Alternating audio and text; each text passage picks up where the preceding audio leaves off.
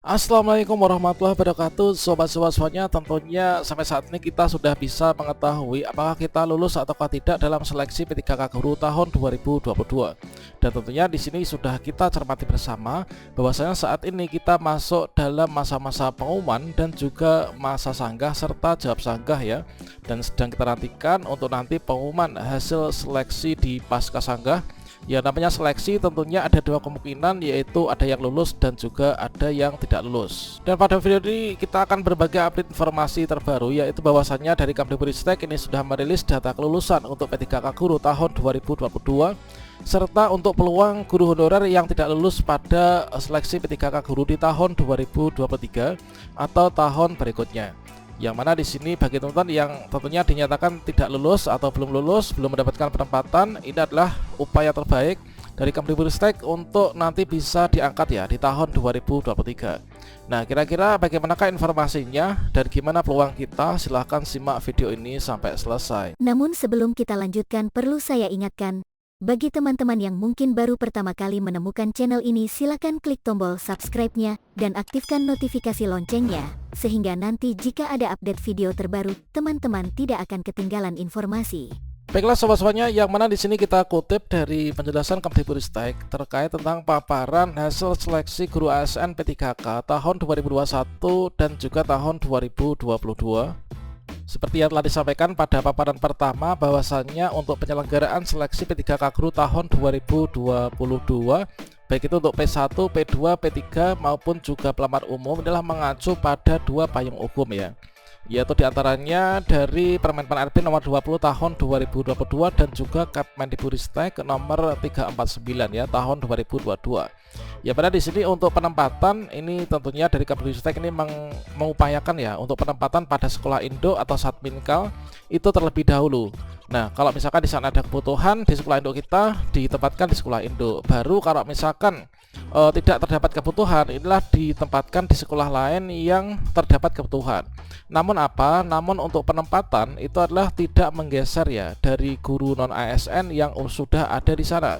Meskipun dari guru honor yang ada di sekolah tersebut lah termasuk dalam kategori pelamar umum ya, itulah tidak bisa digeser teman. Jadi segala sesuatu terkait tentang hasil seleksi ini adalah sudah sesuai dengan peraturan dari keduanya ini.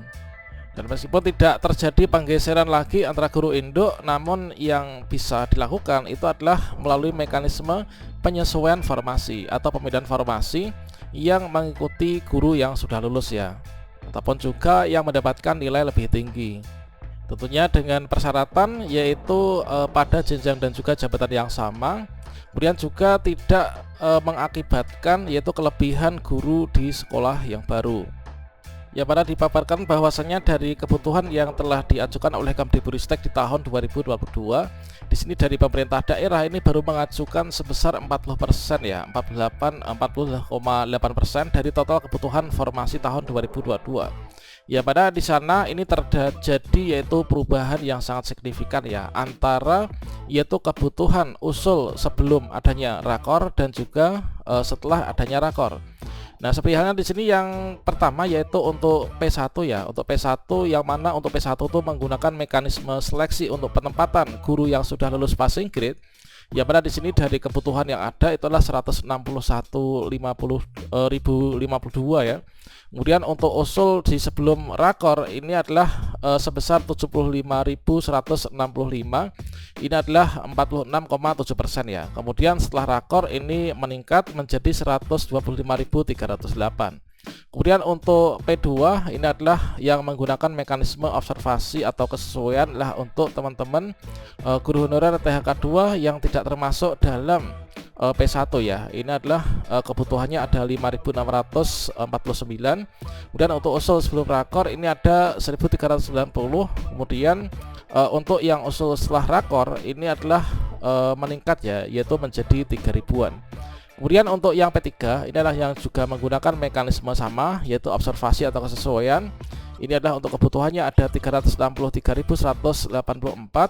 Ini adalah untuk yang usul sebelum rakor ini ada 48.916, dan setelah rakor, rakor kemarin itu adalah meningkat ya menjadi 126.813. Kemudian untuk pelamar umum menggunakan mekanisme seleksi dengan tes, yaitu dengan CAT UNBK, yang mana dengan total kebutuhan ada 251.962. Untuk usul yang sebelum rakor ini ada 5 ribuan, sementara untuk usul setelah diadakan rakor ini meningkat ya menjadi 63.724. Sehingga untuk usul sebelum rakor dengan usul setelah rakor ini adalah meningkat, teman-teman. Jadi dari 131.000 menjadi 319.000. Dan tentunya ini adalah merupakan upaya terbaik dari Kemdikbudristek yang perlu kita apresiasi ya. Bahwasanya di sini dapat dikatakan untuk seleksi P3K Guru tahun 2022 ini berhasil mengangkat guru honorer yang lebih banyak lagi ya. Dan selanjutnya dari total usul setelah rakor ini adalah 319.029. Ini kemudian oleh Kemdikbudristek ini didistribusikan yaitu untuk pemenuhan, yaitu untuk diisikan dari guru-guru baik itu dari P1, P2, P3 maupun juga P4. Ya, pada dari 319.029 ini adalah setelah dilakukan penempatan dan juga dengan mekanisme seleksi yang berbeda ya antara P1 sampai dengan P4. Di sini masih menyisakan yaitu formasi yang belum terisi sebesar 68.709.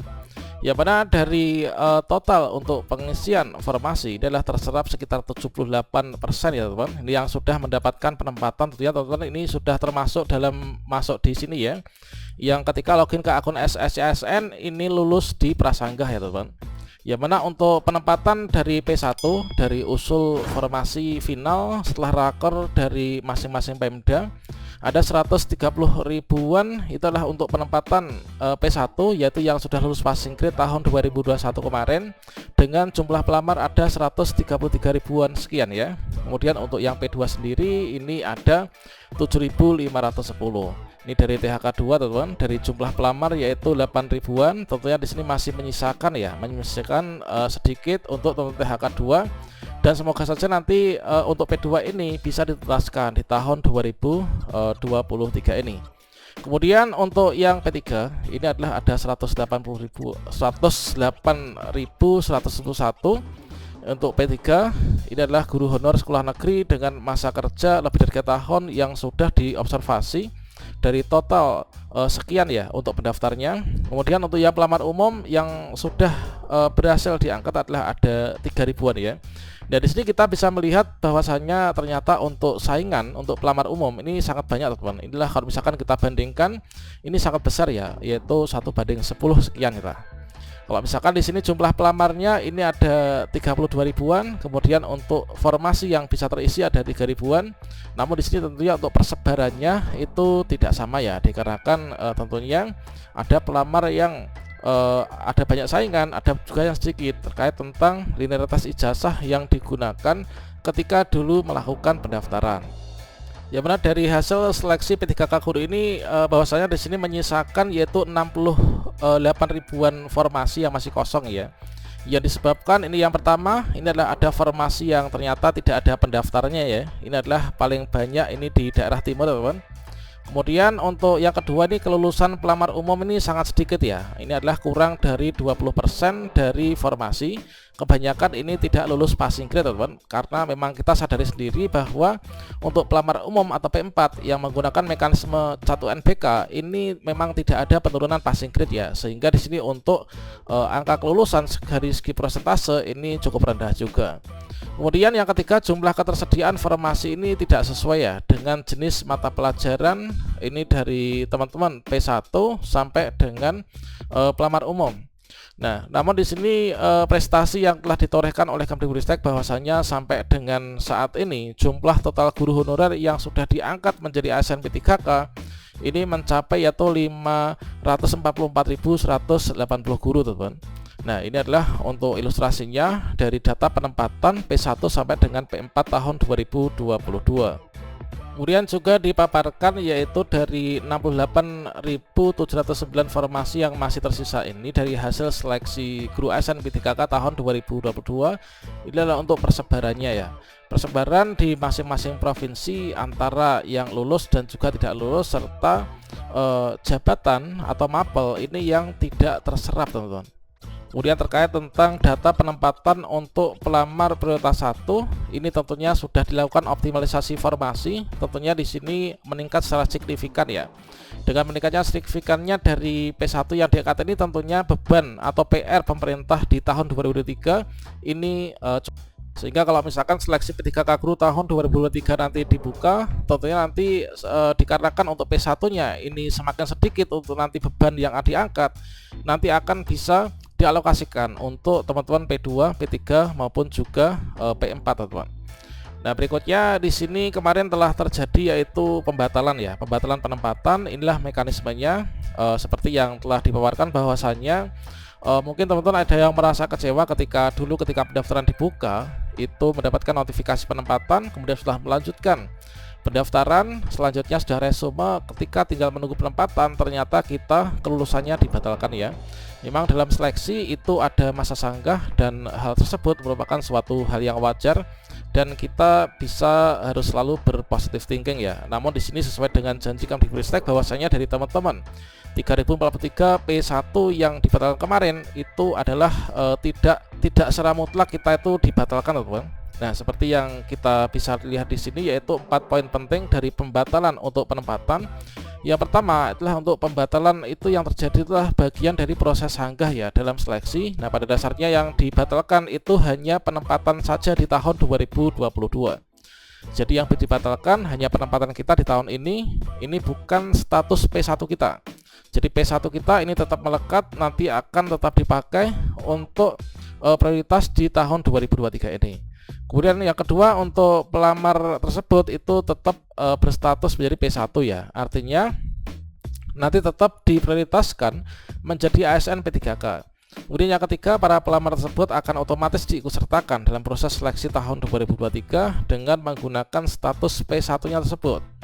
Kemudian yang keempat, pelamar tersebut itu tidak akan tergeser ya dari sekolah induknya, karena memang untuk seleksi yang sekarang ini tidak ada lagi geser-menggeser, teman.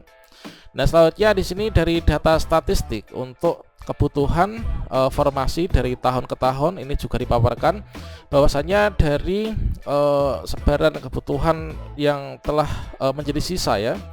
Tahun 2022 ini adalah sekian, kemudian untuk kelulusan ini adalah sekian, tentunya masih menyisakan sisa kebutuhan yang tidak terserap. Ini ada sekian ya. Ini adalah termasuk juga ditambah dengan potensi guru yang pensiun di tahun 2024. Sehingga di sini dipastikan nanti akan dibuka formasi untuk Kemdikbudristek yaitu sekitar 601.255 ya. Nah, tentunya di sini dari kebutuhan 2023 ini nanti untuk siapa? Tentunya adalah untuk teman-teman P1 yang kemarin dibatalkan, kemudian P1 tanpa formasi yang tidak bisa resume, kemudian P2, P3 serta P4 ya. Nah, semoga kalau teman-teman belum diangkat di tahun ini, kita nanti rezekinya kita anggap tertunda ya. Semoga nanti bisa diangkat di tahun 2023 ini.